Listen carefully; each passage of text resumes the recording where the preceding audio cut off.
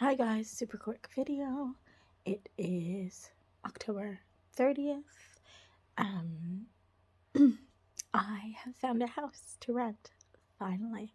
After like 8 or 9 weeks, we've finally been able to secure a house. Not a 3-bedroom, only a 2-bedroom, but it's really spacious. It's got a really big lounge, bigger than the lounge I'm sitting in now. It's smaller kitchen, but yeah, just nice. Big master bedroom, which I'm gonna have, and then a smaller bedroom, hopefully kind of the size of what my bedroom is now for Noisa. So pretty stoked about that. Hopefully we're moving in next weekend. The only reason why I'm not sure, I know I've got the house because I zoomed with the landlord yesterday. So I met the real estate agent yesterday afternoon. He really liked me. So he put in a good word, obviously, and checked my references. And then the landlord was tossing up between us and somebody else. So she zoomed with me. Flatty wasn't available because her father-in-law passed, her sister's father-in-law passed away. So she's helping with the kids. Sorry, I just made my first ever homemade pizza dough. It was amazing. Anyways, yeah, so I talked to her and she was so nice.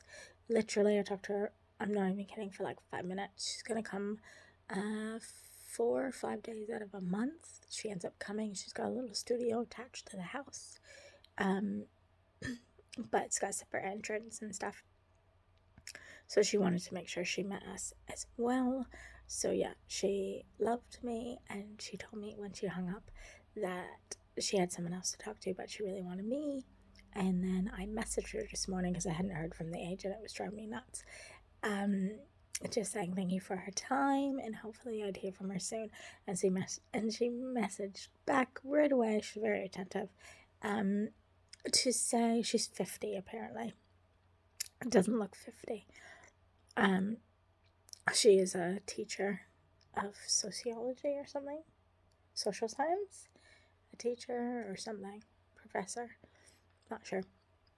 Anyway, she messaged back and said that she has told the agent to do our tenancy agreement and get all the papers ready for us. So we're pretty stoked. We've both been looking at stuff for the house. So I'm going to get some stuff on hire purchase, which isn't ideal, but it's only going to cost like $105 a month. So I'll probably put more than that on just to get it all paid off. Like, it's stuff that I really need, like a fridge, a coffee table, some side tables. I need another dresser, and it's got a mirror, and I've got a big bookshelf. And that's because I don't have as much storage, and I've got heaps of boxes out in the shed that are basically full of books. So it will just help with getting rid of some of those as well, so that there's not as much stuff I have to store. And I should be able to get my dolls onto the bookshelf as well, is what I'm hoping. Anyways, so that's all going good. Things at home are not good. I do think my mom is just a matter of days, weeks away from ending up in the hospital, but it's not much I can do from this end. I've had a few people check up on her. She's had good days. I kind of feel like at the moment she might be being able to put walls up, so she sounds normal to them, but she doesn't sound normal to me, like her walls come down. So yeah, it's quite a balancing act. Her other brother is gonna call her tomorrow, so, and he knows firsthand what she's like in these situations because he's dealt with it when I was 12, and he came and saved me, literally. So yeah, it's not good. It's a little bit stressful, but there's really nothing I can do about it. I'm just kind of waiting just a little bit more till she has, I guess, some continuous bad days, and then I'll get in touch with somebody. I mean, yeah, I might get in touch with a mental health unit. My best friend's given me a number, so I really actually don't know what I'm doing. Because I have family members who are telling me I'm crazy and that she's fine.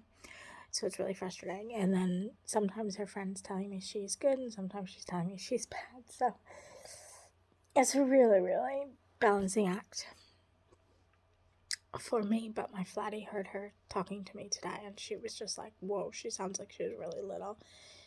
She went so far as today to say that she wants to tell my brother that she wishes he had my personality and not his, because I care about her and he doesn't. So this is the type of stuff she gets to, and talking about like big secrets, and going on and on about it. Yeah, so it's a little bit disturbing. It's really draining. I actually had to have a nap after talking to her, because obviously I have to talk a little bit, not down to her, but I have to talk more at like a younger like level, because obviously I'm walking around on eggshells. I don't want to upset her because I don't want it to spark her. So she gets enough from my brother and her boyfriend and anybody else who's pressuring her. So I'm trying really hard not to do that. But yeah, that's just what's happening.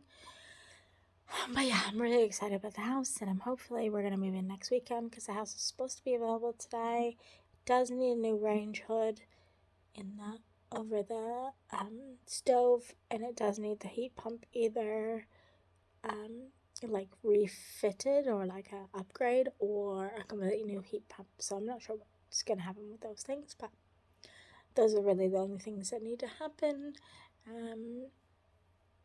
And yeah, I'm gonna try to plant some. I've got permission to plant some tulips and some sunflowers. There's a couple of flower beds that I can have. The grounds are being taken care of.